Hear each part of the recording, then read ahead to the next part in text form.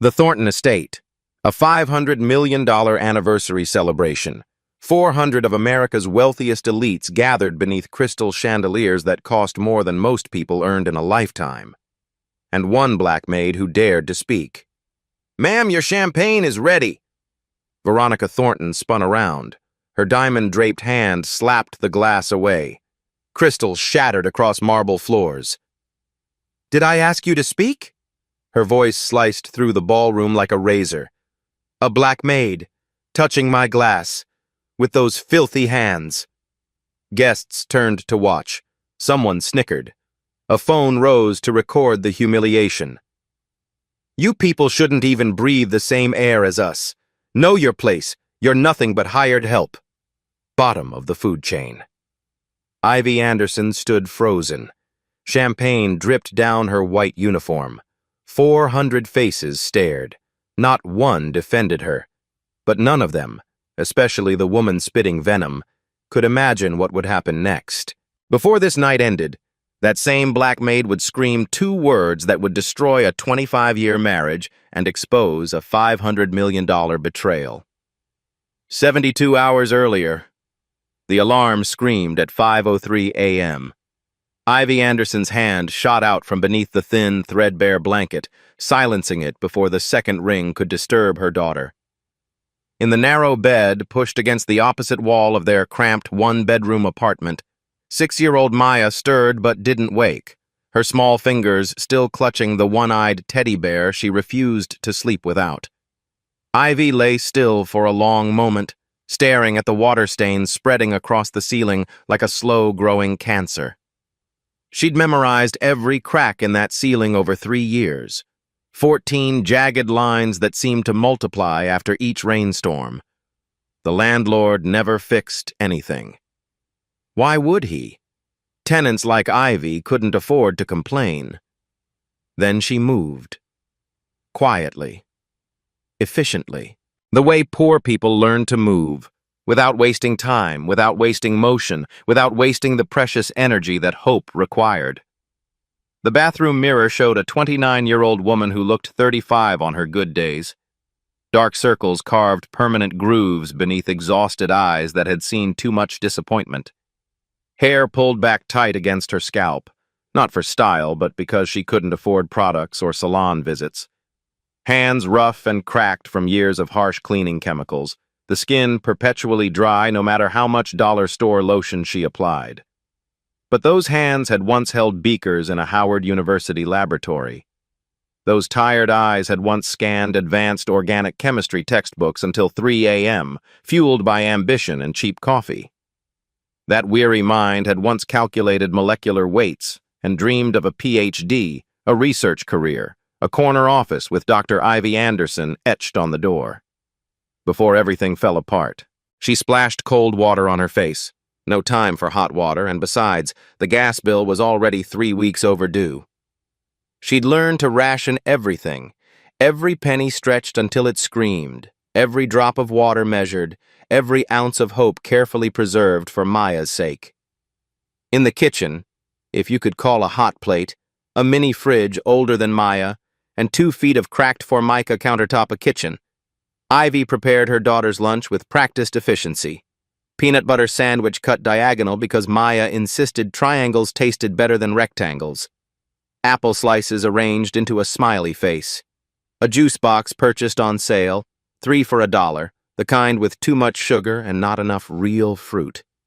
And tucked inside the worn brown paper bag, a handwritten note on torn notebook paper. "You're my sunshine. Have a great day. Love, Mommy." She wrote that note every single morning without fail. Even when the electricity got cut off for 3 days last February and they ate cold cereal by candlelight. Even when dinner was saltine crackers and tap water because payday was still 4 days away. Even when Ivy cried herself to sleep, muffling her sobs in the pillow so Maya wouldn't hear, wondering how she'd make rent, wondering if tomorrow would finally be the day everything collapsed completely. Maya would never know how close they lived to the edge. That was Ivy's job, her sacred responsibility. to stand between her daughter and the abyss, to absorb every blow so Maya could keep believing the world was safe and good and full of possibility. "Mommy?" Ivy turned. Maya stood in the bedroom doorway, teddy bear, Mr. Buttons, named for the button eyes that had both fallen off and been replaced with mismatched ones Ivy found in a thrift store sewing kit, clutched against her thin chest. Her pink pajamas were 2 sizes too small, the fabric straining at every seam, the cuffs riding up past her ankles. "Hey, baby girl." Ivy softened her voice, pushing exhaustion aside. "Go back to sleep. It's still early. Are you going to work again?" "Yeah, sweetheart. Mrs. Patterson will take you to school today, remember?" Maya patted across the cold linoleum floor. They couldn't afford rugs, couldn't afford heating the apartment above 60 degrees, and wrapped her small arms around Ivy's waist. She pressed her warm cheek against her mother's stomach and squeezed tight. "Mommy, when can we have pancakes at a restaurant, like the kids on TV?" The question hit Ivy like a physical blow to the chest. Such a simple thing. Pancakes at a restaurant. Something millions of children took completely for granted. Something Maya had never experienced in her entire 6 years of life, because Ivy couldn't afford the $15 it would cost. Couldn't justify spending money on restaurant food when that $15 could buy groceries for 3 days. Ivy knelt down slowly, her knees protesting, bringing herself eye level with her daughter. She cupped Maya's perfect little face in her rough, work-damaged hands and looked into those trusting brown eyes. "Soon, baby. Real soon. Mommy's working hard, and we're getting there. I promise." "Pinky promise?" Ivy linked her pinky finger with Maya's tiny one. "Pinky promise." Maya smiled. That pure, radiant, innocent smile that could light up the darkest room, that made every exhausting double shift and every skipped meal and every sleepless night worth enduring. "Okay, Mommy. I believe you. I believe you." 3 words heavier than any burden Ivy had ever carried in her life. The bus to divine occasions. Catering took 47 minutes each way, an hour and a half of Ivy's day spent in transit, time she couldn't bill, time stolen from sleep and Maya. But Ivy used every second productively. She scrolled through chemistry formulas on her cracked phone screen, the glass spider-webbed from a fall she couldn't afford to repair. Organic compounds, molecular structures, pharmaceutical interactions. The periodic table she'd memorized at 17, back when the future still seemed full of infinite possibility, back when she'd believed hard work and intelligence guaranteed success. Knowledge she'd paid $80,000 to acquire through student loans she would never finish repaying. Knowledge now seemingly useless, buried beneath debt that accumulated interest faster than she could chip away at the principal. 2 years into her master's program at Howard University, 2 years of perfect grades, glowing professor recommendations, and a promising research trajectory. The phone call came. The call that shattered everything.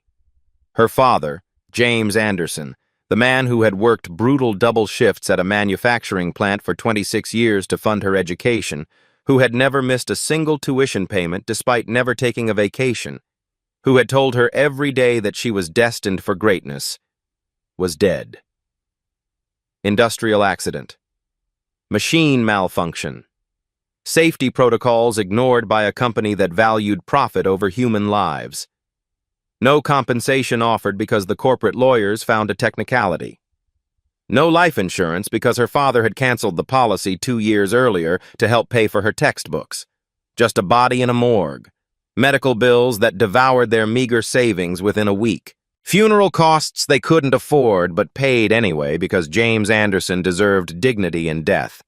And a grieving mother, Dorothy Anderson, already struggling with early onset arthritis and diabetes, who needed daily care that Ivy couldn't provide while sitting in a classroom 200 miles away.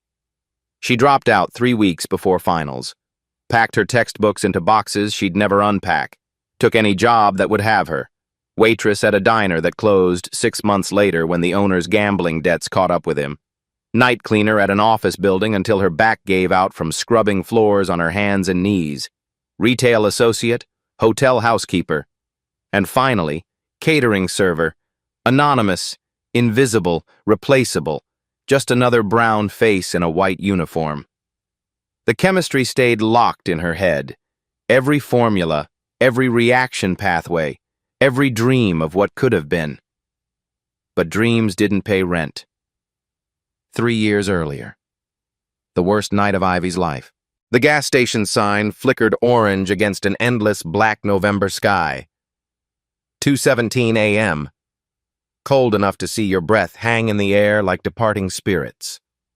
Ivy sat on a concrete bench beside the air pump, 3-year-old Maya asleep in her arms. The child's face was peaceful, trusting, blissfully unaware that her entire world had collapsed into rubble. Everything they owned fit into 2 garbage bags at Ivy's feet, clothes that no longer fit properly, Maya's beloved teddy bear, a handful of photographs from better times, the chemistry textbooks Ivy couldn't bear to abandon, even though they mocked her with memories of the future she'd lost. Evicted. 12 hours ago. The landlord had changed the locks while she worked a double shift at the catering company. When she'd returned home at midnight, her belongings were piled on the sidewalk like trash awaiting collection. No warning. No grace period. Just locks changed and a handwritten note. Rent overdue, property reclaimed. The car had been repossessed 3 days before that. She'd fallen 2 payments behind after Maya's ear infection required a $400 emergency room visit that insurance didn't cover. The homeless shelter was full. "Come back tomorrow," the exhausted intake worker had said, avoiding eye contact. But tomorrow was already here, and Ivy was still outside, and Maya was still sleeping against her chest, and she had absolutely no idea what came next. 36 hours without sleep. Arms aching from holding Maya's weight. Stomach long past growling. It had simply surrendered. Mind cycling through impossible equations that had no solutions. No money. No family left who could help. No friends with spare rooms. No options. Cars pulled in and out of the gas station. People filled their tanks, bought energy drinks and lottery tickets, lived their ordinary lives just 10 feet away from a woman whose existence had imploded. Nobody looked at her. Nobody saw her. She was invisible. In America, poverty wore an invisibility cloak, especially poverty wrapped in dark skin and holding a sleeping child. Then a white Mercedes pulled into the station, and everything changed. Saturday. The day of the anniversary party. The catering van wound through Connecticut countryside for 2 hours before reaching the gates. 2 hours of watching the landscape transform. From ordinary suburbs to wealthy enclaves to something that looked like another country entirely. Stone walls lined every property. Ancient oak trees shaded private roads. Estates sprawled behind iron fences, each one larger than the last. Then they reached the Thornton gates. Iron gates. 20 feet tall. Twisted into elaborate decorative patterns that probably required a team of artisan metal workers and cost more than Ivy's apartment building. Armed security guards in suits, nicer than anything she'd ever owned, stood at attention, eyes hidden behind dark sunglasses despite the overcast sky. "ID and work authorization," the nearest guard said flatly, barely glancing at the van full of black and brown faces pressed against windows in matching white uniforms. His tone made clear they weren't guests. They were labor, interchangeable, forgettable. Karen handed over the paperwork. The guard scanned it with an electronic device that probably cost more than Ivy's monthly salary. The gates swung open with mechanical precision, and Ivy Anderson crossed into another universe. The Thornton estate sprawled across 50 acres of manicured perfection. Rolling lawns trimmed with mathematical precision by an army of landscapers. A private lake reflecting the gray autumn sky like polished glass. Rose gardens arranged in geometric patterns visible from satellites. A hedge maze that probably required its own maintenance team. And the mansion. It rose from the landscape like something conjured from a fever dream about wealth. Marble columns imported from Italian quarries. Floor-to-ceiling windows, hundreds of them, each one sparkling clean. A circular driveway of crushed white stone surrounding a fountain where golden cherubs poured eternal water from golden urns. "Jesus Christ," Darnell whispered, face pressed against the van window. "This is one house? For one family?" Ivy couldn't respond. Her throat had sealed shut. The main building alone was larger than her entire apartment complex, larger than the block she'd grown up on, larger than any structure she'd ever entered in her 29 years of existence. This was where Eleanor Thornton Hayes lived. This was the world that had produced a woman kind enough to stop for a homeless stranger at 2 a.m. It was also, clearly, a world harboring something dark enough to put those haunted shadows in Eleanor's recent photographs. The service entrance led through gray concrete hallways, functional, cold, deliberately hidden from anyone who mattered. These were the arteries that kept the golden heart pumping, designed to be invisible. Through doorways and gaps, Ivy glimpsed the real estate. Crystal chandeliers dripping light worth more than her lifetime earnings. Renaissance paintings that belonged in museums. Flower arrangements flown in fresh from 3 different continents, assembled by artists whose hourly rate exceeded her weekly paycheck. The contrast was violent, obscene. Service hallways and grand rooms existed inches apart, separated by doors that divided humanity into 2 categories, those who served and those who were served. Ms. Richardson, the event planner, a severe woman with a clipboard and the warmth of a glacier, addressed the catering staff like a general briefing expendable soldiers before a suicide mission. "You are invisible. You do not speak unless directly addressed. You do not make eye contact with guests. You serve, you clear, you disappear. Understood?" 15 servers nodded silently. The Thorntons are not merely wealthy. They are legacy, old money, real power. One mistake, one complaint, one uncomfortable moment for any guest, and your careers are finished. Am I clear? Crystal clear.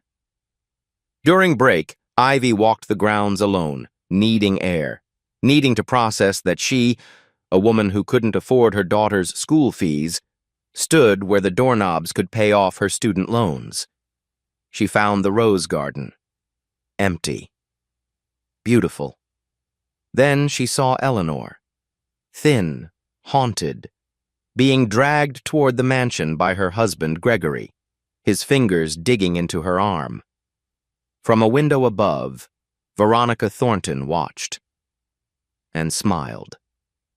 The crisis erupted 4 hours before the party. Ivy was arranging champagne flutes with surgical precision, exactly 1 inch apart, as Ms. Richardson had demonstrated 17 times, when shouting exploded from the wine storage room like a bomb detonating. "This is a disaster, an absolute unmitigated catastrophe, Ms." Richardson stood among opened wooden crates, her face crimson with fury, hands trembling with rage. 2 delivery men cowered against the stone wall, clearly terrified. "These bottles are completely ruined. Temperature variance during transport destroyed them entirely. $40,000 of irreplaceable wine, spoiled, gone." Karen rushed in, nearly colliding with Ivy in the doorway. "What happened?" 6 cases of 1998 Chateau Margaux, stored at improper temperature during the 3-hour drive from the climate-controlled warehouse. The Thorntons specifically requested this vintage for the anniversary toast. It's irreplaceable on this timeline. The party is in 4 hours. Ivy moved closer without conscious decision. Her eyes scanned the bottles with automatic precision, the color visible through dark glass, the sediment patterns, the position of the corks within the necks. Something didn't add up. She'd studied this phenomenon extensively, years ago in another lifetime, when she still had a future worth planning. Wine oxidation chemistry, temperature effects on tannin polymerization, the molecular signatures that distinguished genuine spoilage from temporary stress. The science crystallized in her mind, clear as the day she'd learned it. "Ma'am?" Ms. Richardson spun around, eyes blazing with barely contained fury. "Did a server just speak to me unbidden?" "The wine isn't spoiled, ma'am." Ivy kept her voice calm, respectful, professionally detached. "May I explain? 30 seconds." "You may absolutely not. Please, if I'm wrong, fire me. If I'm right, you save $40,000. Something in Ivy's certainty, or perhaps her desperation, made Ms. Richardson pause mid-dismissal. 30 seconds, not one more." Ivy pointed to the first group of bottles. The temperature fluctuation during transport stressed the wine significantly, yes. But stress isn't spoilage. They're completely different chemical processes. See the sediment pattern in these bottles? It's settled evenly at the bottom in a classic crescent formation. That indicates the tannin structure destabilized temporarily, but has since restabilized. Some master sommeliers actually do this deliberately. They call it controlled stress micro-decanting. It can enhance certain flavor profiles. She moved to another cluster. These 6 cases are not only viable, they're potentially superior to what you'd get from bottles that never left climate control. The stress actually accelerated beneficial polymerization. Then she indicated the remaining crates. But these 4 cases, see how the sediment is distributed unevenly, almost granular? And notice the slight cloudiness near the cork. That milky quality? That's actual oxidation. The corks were compromised during transport. Hairline fractures from the temperature swing. These bottles should absolutely be discarded. Absolute silence filled the stone room. Every person present stared at the black woman in the catering uniform who had just delivered a master class in enological chemistry. Ms. Richardson's eyes narrowed to surgical slits. "And you know all this how, exactly?" "I studied organic chemistry at Howard University. 2 years of my master's program before circumstances forced me to withdraw. Wine chemistry was my faculty advisor's specialty, Dr. Patricia Coleman.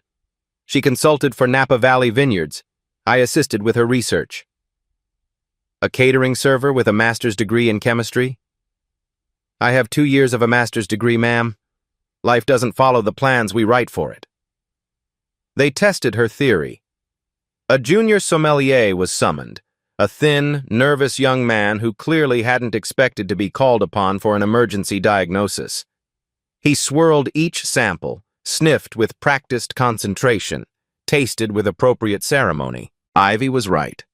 The 6 cases she'd identified were not merely acceptable. They were excellent, perhaps even enhanced by the stress. The 4 she'd flagged had indeed turned, subtle enough that an amateur palate would miss it, but unmistakable to trained senses. "She's entirely correct," the sommelier confirmed, clearly impressed despite himself.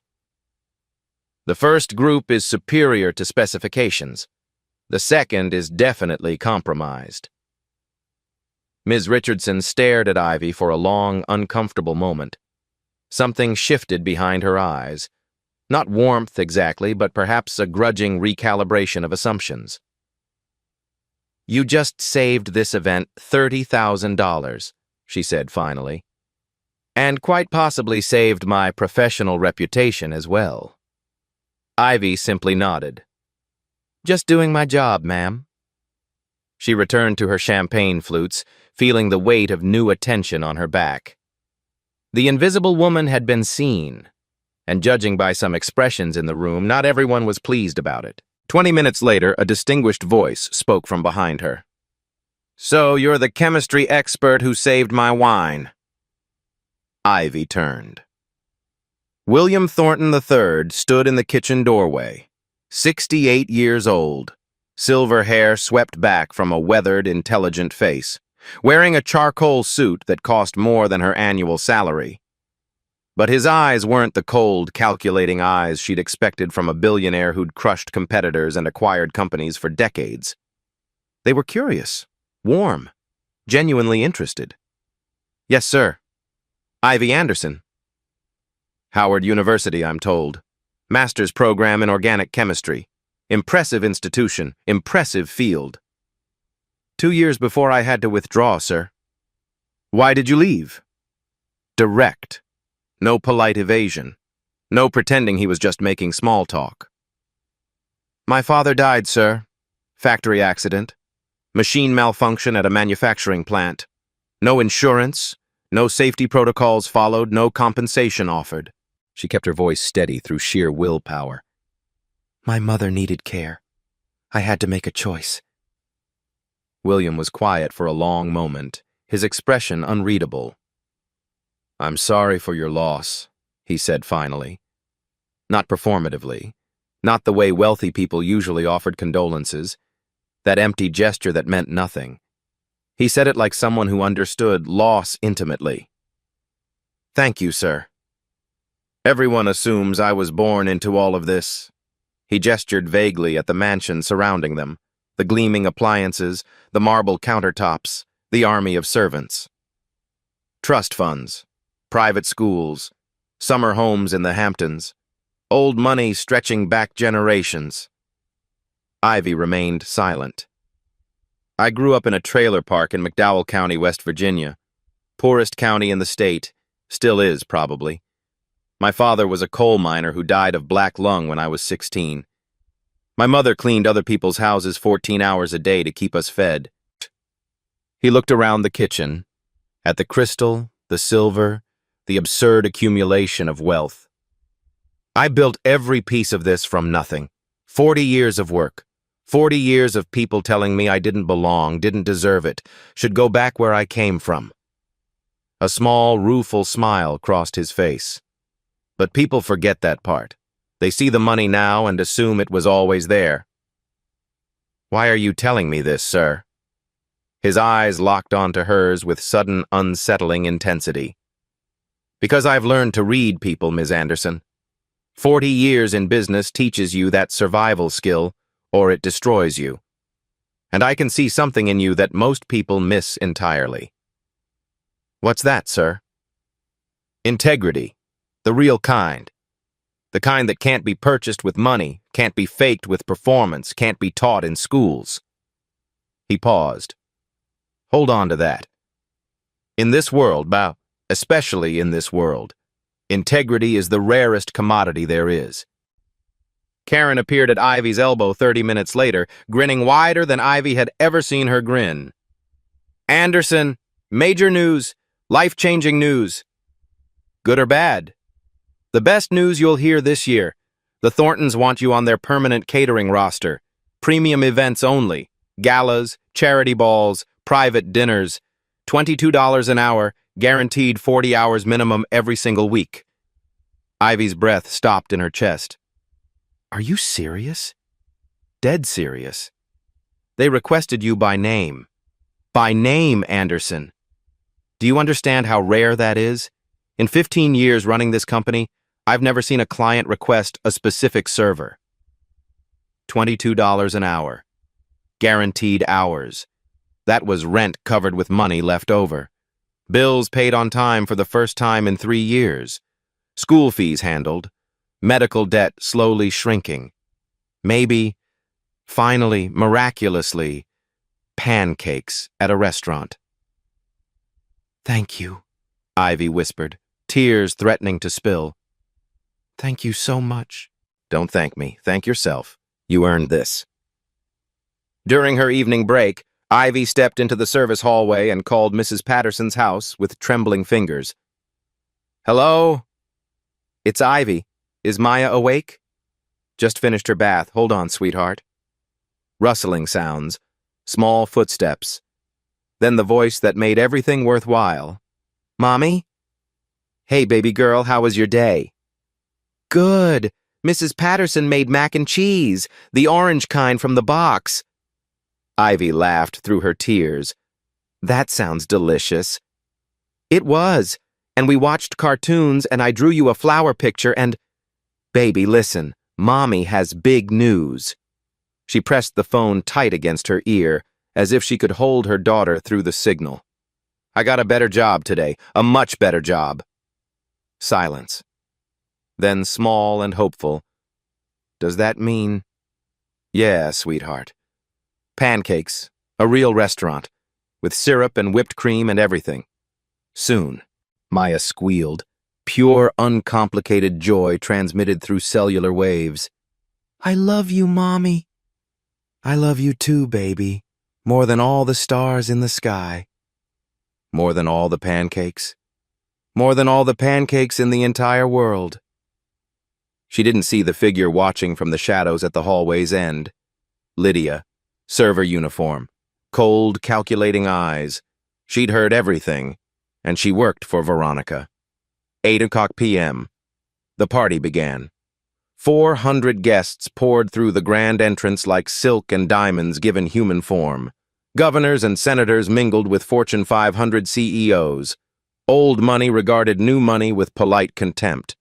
Everyone calculated everyone else's net worth while pretending not to care about such vulgar matters. Ivy circulated through the glittering crowd with her tray of champagne, her presence perfectly invisible, exactly as instructed. Rich people's parties were fundamentally identical, she'd learned. Different zip codes, same hollow conversations. Different chandeliers, same fake smiles. But tonight felt different. Electricity hummed beneath the crystal chandeliers like a brewing storm. Tension she couldn't name, couldn't locate, but felt in her bones like a change in barometric pressure. She spotted William Thornton working the room, shaking hands with practiced ease, accepting congratulations on 25 years of marriage. But his smile never reached his eyes. He kept checking his phone when he thought nobody was watching, looking toward the entrance like he expected or dreaded, someone's arrival. Veronica, by sharp contrast, blazed with almost manic energy. The perfect hostess. Every smile calculated to the millimeter, every touch on a guest's arm precisely calibrated for maximum charm. 25 years of marriage, Ivy thought, watching them orbit each other without ever truly connecting, and they can barely stand to breathe the same air. Eleanor arrived at 8:30.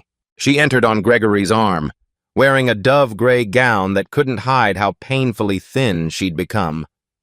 Professional makeup concealed the shadows under her eyes, but Ivy saw them anyway, recognized them from her own mirror during the darkest years.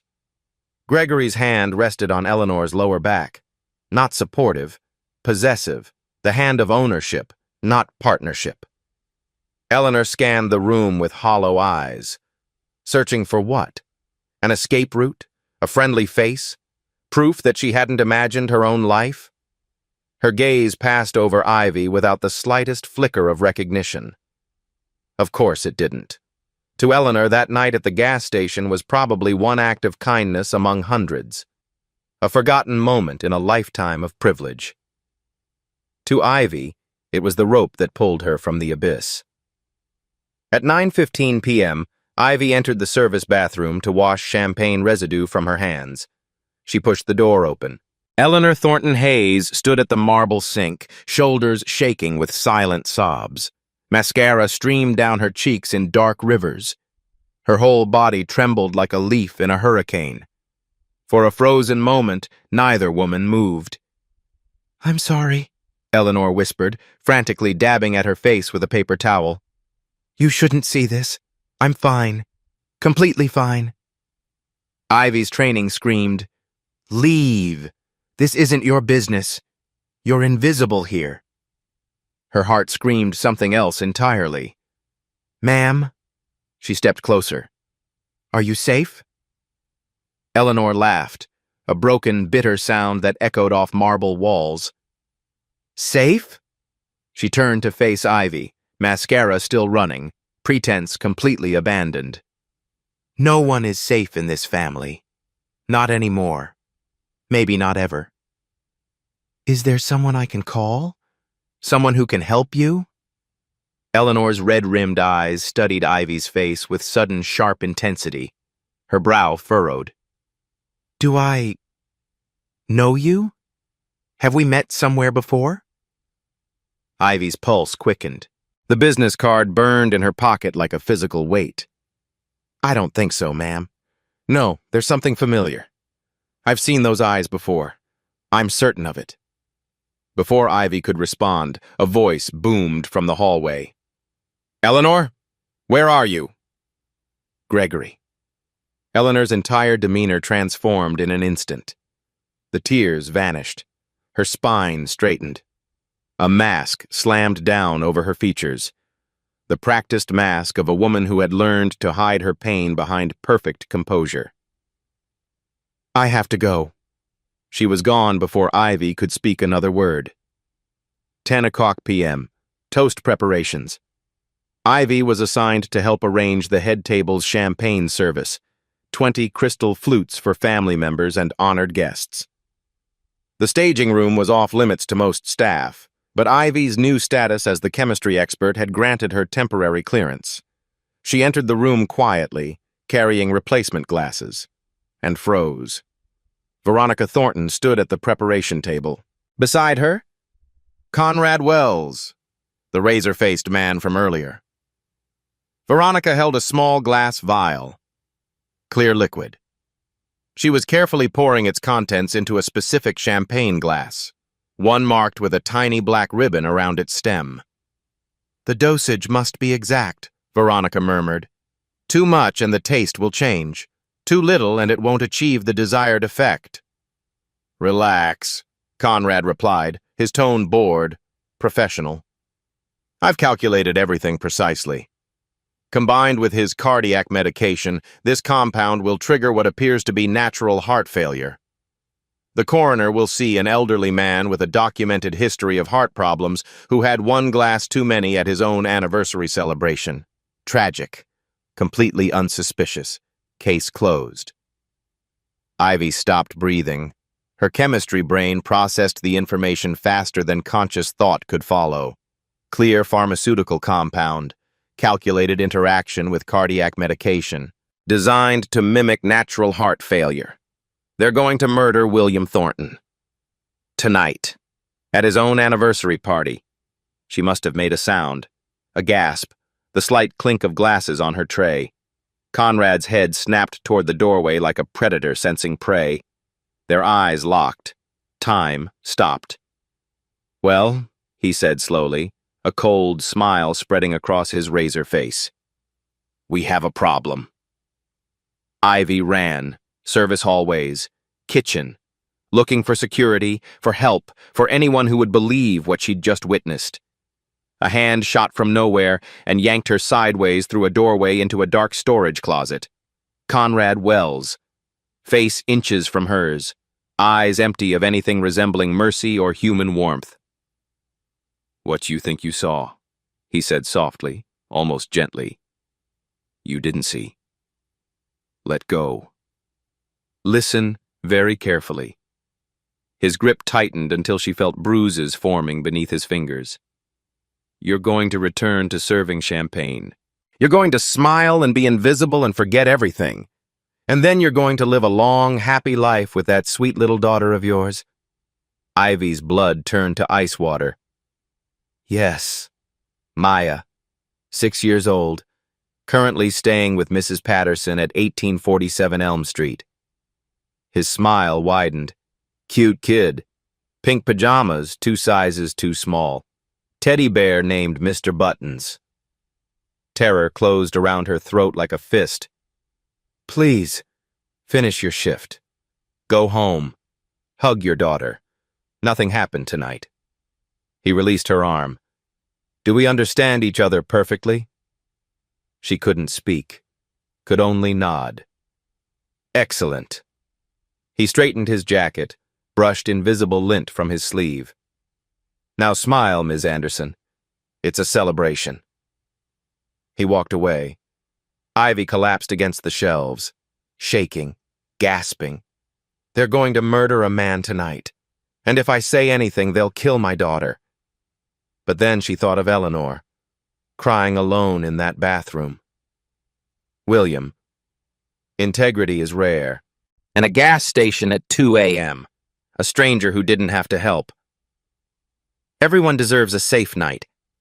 Ivy stood, wiped her eyes, made her choice. 10:52 p.m. The string quartet swelled to its crescendo. 400 guests gathered in the grand ballroom, crystal flutes raised and ready for the anniversary toast that would mark 25 years of marriage. Ivy positioned herself at the back of the room, heart slamming against her ribs like a caged animal desperate for escape. The glass with the black ribbon sat in William Thornton's unsuspecting hand. 15 seconds. She scanned the crowd, found Conrad near the exit, watching her with those dead reptilian eyes, ready to make good on his threat if she made the wrong move. 10 seconds. She thought of Maya, Mr. Buttons, pink pajamas. 5 seconds. She thought of integrity. William cleared his throat, raised the poisoned glass toward his lips. Ladies and gentlemen, 25 years ago today, don't drink it! The scream tore from Ivy's throat before conscious thought could stop it. She shoved through the crowd, bodies parted in shock, gasps echoed through the ballroom, security guards surged toward her from every direction. Don't drink it! The champagne is poisoned! 2 guards grabbed her arms, lifting her nearly off her feet. She struggled, screamed again.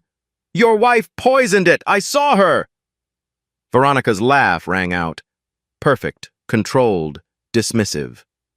William, darling, this poor woman has clearly suffered some kind of mental breakdown. Security, remove her immediately. The guards began dragging Ivy toward the exit. The crowd murmured. Shock, confusion, scattered nervous laughter at the spectacle. Someone raised a phone to record the humiliation. But William hadn't moved. He stood frozen, champagne glass still raised, staring at Ivy with an expression she couldn't read. He remembered her. The kitchen. The wine. Integrity is rare. Wait, he said. The single word cut through chaos like a blade through silk. Everyone froze. Let her speak. The guards loosened their grip. Ivy stood there, disheveled, champagne-stained, tears streaming, facing the most powerful man in the room. Sir. Her voice trembled but didn't break. I saw your wife put something in that specific glass. A clear liquid from a vial. I heard them discussing your heart medication, how it would appear to be natural cardiac arrest. Please, just have it tested. If I'm wrong, I'll accept any consequence. Veronica stepped forward, her smile sharp enough to draw blood. William, this is insane. You're going to believe a black maid, a servant, over your own wife of 25 years? The ugly words hung in the air, deliberate, calculated to remind everyone present of the hierarchy, the social order, the way things were supposed to be. William looked at the glass in his hand, then at Veronica, then at Ivy. If you're innocent, he said quietly, you have nothing to fear from a simple test. Silence. Call Dr. Simmons. Have this analyzed immediately. For half a second, a fraction of a heartbeat, Veronica's mask cracked, and Ivy saw what lived beneath it. Fear. Cut. Midnight. William's private study. The party was suspended. Guests sent home with apologetic confusion, the estate sealed. William sat alone in darkness. Impossible. Insane. But that look in Veronica's eyes when he'd demanded the test. He called Daniel Moore, head of security. I need everything. Bank records, phone communications, Veronica's private files, all of it. Tonight. Sir, are you absolutely certain? A stranger risked everything to warn me. The least I can do is find out whether she was right. 2:38 a.m. Veronica slept, or pretended to. William entered her private office, a room he'd never searched in 25 years of marriage. He'd trusted her completely. Fool. The safe hid behind a landscape painting. He tried combinations. Anniversary, birthday, nothing. Then, the date of his heart attack. 3 years ago. Click. Inside, a folder marked Contingency. Life insurance modification. $50 million. Beneficiary changed 6 months ago. Prenuptial amendments. His signature obviously forged. Medical research printouts. Pharmaceutical interactions with cardiac medication. Lethal dosages highlighted in yellow. Photographs of Eleanor's first husband, taken 3 weeks before his accidental drowning. A burner phone. William opened the messages, hands trembling. Everything ready for Saturday. After the toast, call the ambulance. Make it look natural. We've waited long enough. V. He sat down heavily. 25 years. 3 children. A life built together. All of it a carefully constructed lie. And a stranger in a catering uniform had seen through it in a single night. 4:00 a.m. Master bedroom. The overhead light blazed on without warning. Veronica pulled the silk sleep mask from her eyes, squinting against the sudden brightness. William stood at the foot of the bed, the contingency folder clutched in his hands. Good morning, Veronica. She sat up slowly, her eyes tracking immediately to the folder. Recognition flickered across her features, followed instantly by calculation. William, what's going on? What time is it? He tossed the folder onto the bed. Documents scattered across Egyptian cotton sheets like evidence at a crime scene. 25 years ago, he said, his voice terrifyingly calm. I made you a promise. I promised to love you, trust you, build a life together. He paused. I kept every single one of those promises. Veronica's hand moved toward the papers. Insurance forms. The forged prenuptial agreement. Medical research. Photographs. Where did you find the combination to your safe? The date of my heart attack. A bitter smile twisted his face. Poetic in a way. You've been counting down to my death ever since that day, haven't you? She was silent for a long moment, calculating angles, searching for leverage. You were going to kill me. The words hung between them. At our anniversary party, in front of 400 witnesses, in front of our children. William, listen to me. I found the texts to Conrad. His voice cracked for the first time. Make it look natural. We've waited long enough. How long, Veronica? How long have you been planning my death? Her mask finally shattered, not into tears or remorse, into fury. You want to know how long? She threw off the covers and stood, facing him in her silk nightgown like a warrior preparing for final battle. 25 years, William. 25 years of smiling, performing, being the perfect Mrs. Thornton while you built your precious empire and ignored everything else. You had everything money could buy. I had nothing! The scream echoed off the walls. I had your schedule, your endless board meetings, your precious daughter from your sainted first wife looking at me like I was dirt she'd tracked in on her designer shoes. You gave me a title, William. A role to perform. But you never gave me a life. You never gave me you. So your solution was murder? My solution was freedom. Her voice dropped to something cold and deadly. The money I was owed. The life I had earned by putting up with 25 years of yours. William stared at the stranger he'd married, the woman he'd shared a bed with for a quarter century. He didn't recognize a single thing about her. The police, he said quietly, are already on their way. The color drained from Veronica's face. You can't be serious. I have never been more serious about anything in my entire life. 5:30 a.m. Eleanor arrived at the estate, summoned by her father's cryptic text message. Come home immediately. Bring nothing. Trust no one. She found William in his study, the contingency folder spread across his desk like an autopsy report on her entire life. Father? Her voice trembled.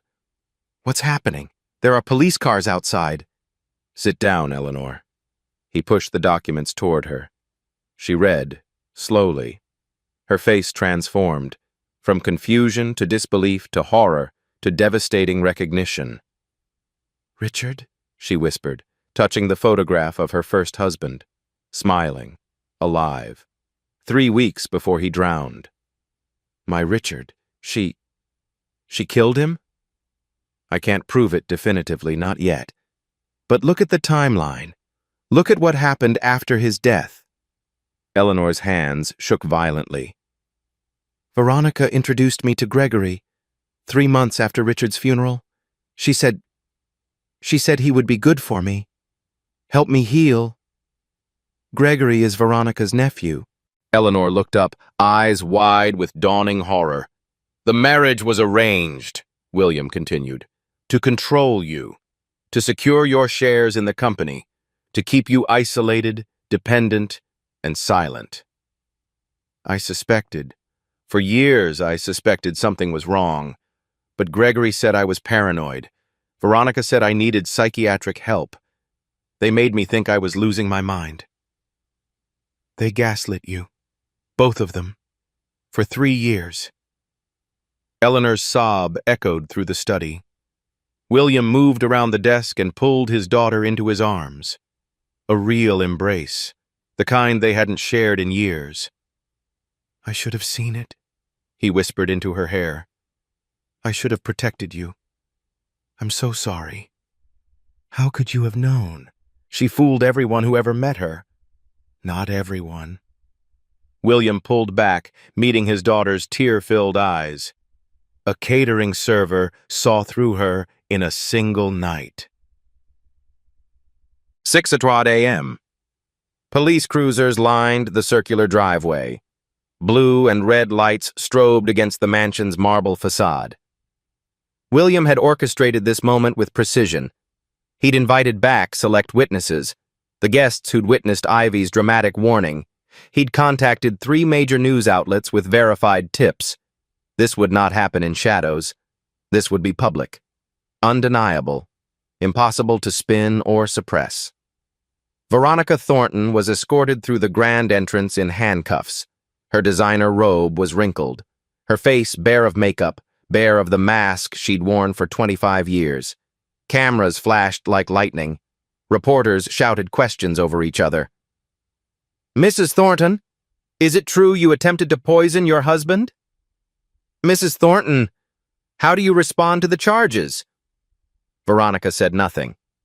For the first time in 25 years, she had no prepared statement, no calculated response, no mask to hide behind. Conrad Wells was arrested at his apartment 90 minutes later.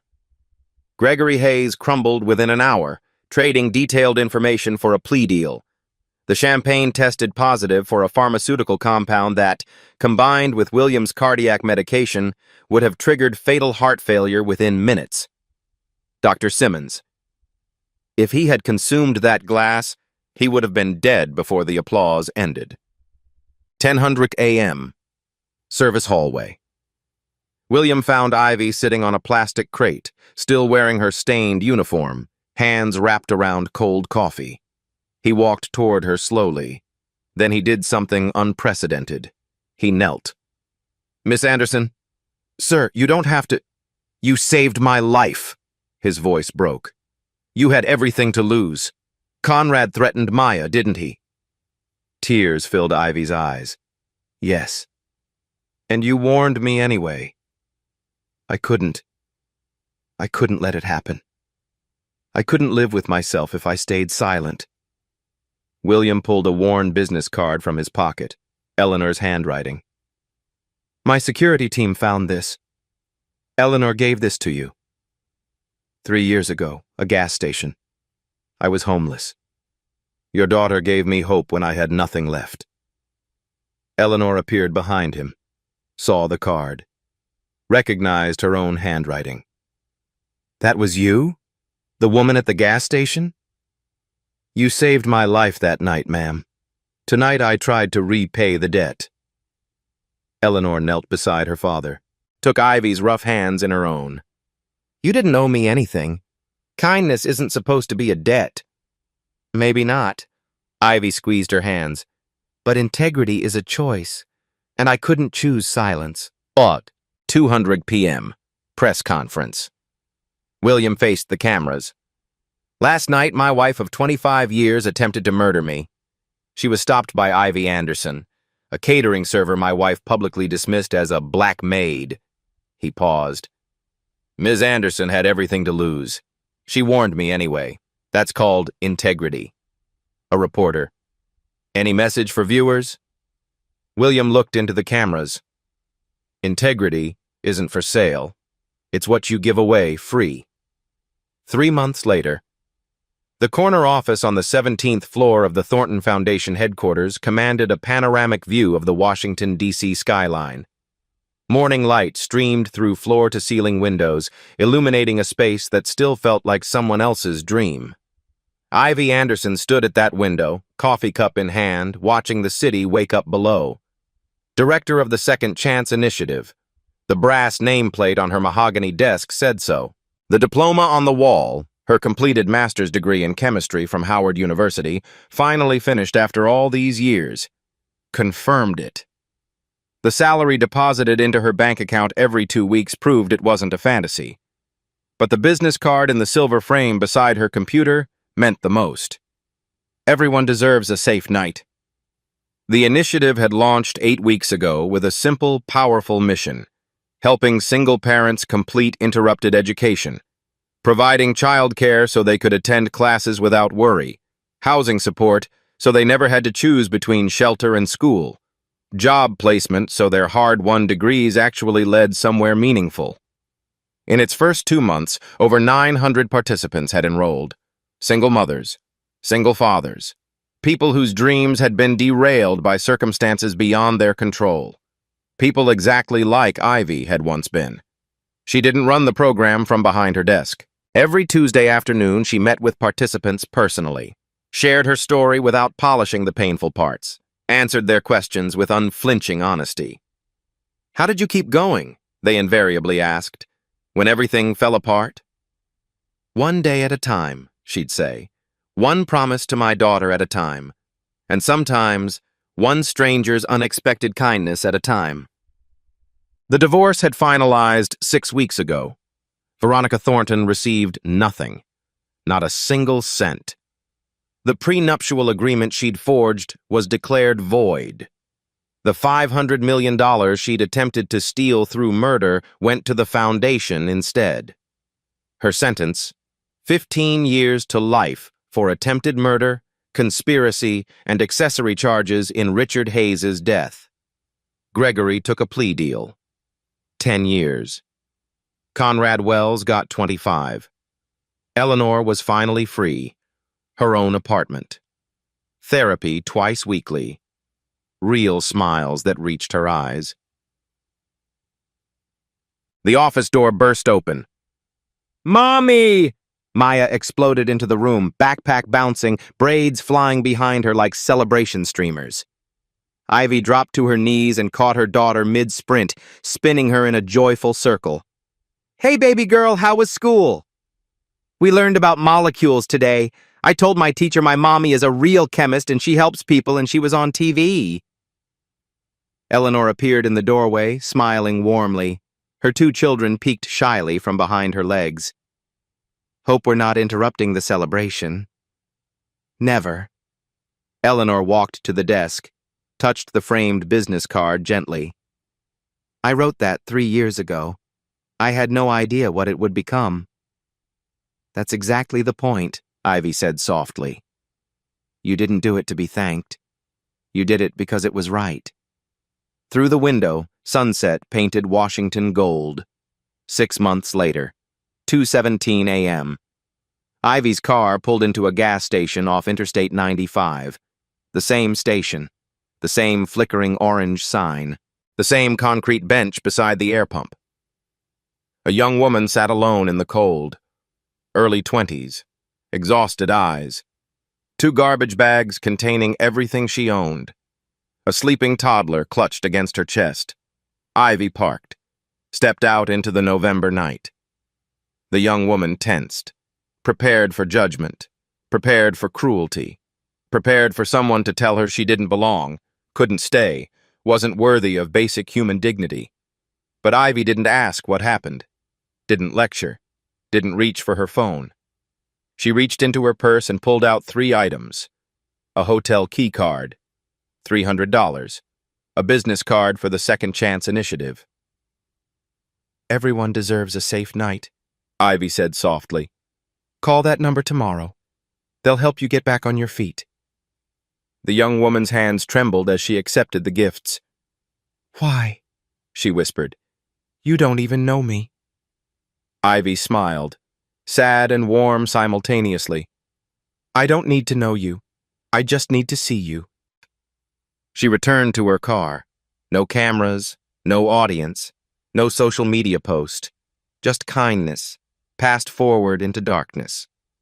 William Thornton used to say wealth was measured in zeros, but what he found that night taught him something different. Real wealth is what you give away, and what you risk for a stranger. If this story moved you, subscribe and leave a comment. When did a stranger's kindness change your life? Share this. You never know what one moment of integrity can mean.